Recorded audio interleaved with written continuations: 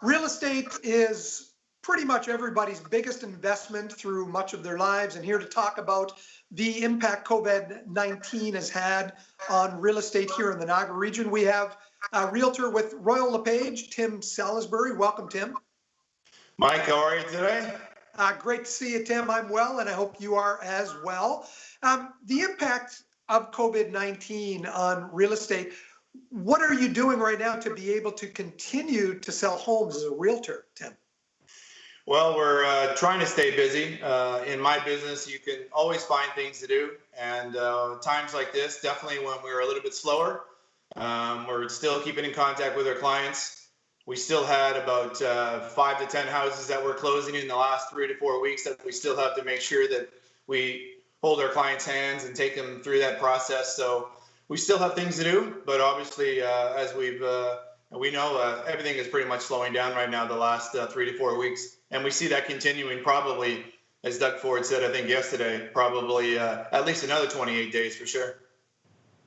Realtors obviously can't hold open houses at this point in time, so it must be slowing down the number of sales that are being made here in Niagara. Yeah, good question, Mike. One of the things that we realize is even I think the government basically said we don't want you doing open houses anymore. So a lot of realtors are going to like a virtual open house, scheduling days and times and just walking the people through. Well, that's the great thing about technology. But one of the things we're really noticing, and one of the bigger questions I am getting, is about sales and what's happening and what's going to happen. And right now with the sales, we're noticing probably month to month, we probably notice about a 7% drop. But it'd be interesting to have a conversation in about 30 days, Mike, because I think we're really going to notice a difference in sales in April and going forward. Listings, we're good. We're also down about, I think we're down about 6-7% in listings as well. But prices actually held in March, February to March, we went up about 2%. We really think that the sales are going to probably hold, but we really do feel that sales will dramatically drop off because everyone's noticing not as many houses are being listed right now, not as many people out there. You brought up the question of prices. A lot of people are assuming that this will bring the skyrocketing prices of home sales down a lot, and you're telling me that you don't think that's necessarily the case? Well, my opinion is sales will definitely drop, but we think prices are going to hold. Before all this started, we really thought this year was going to be a really good year in real estate, residentially, of course. All the indicators were it was going to be a very, very strong year, maybe as good as 2016, if you can remember that year.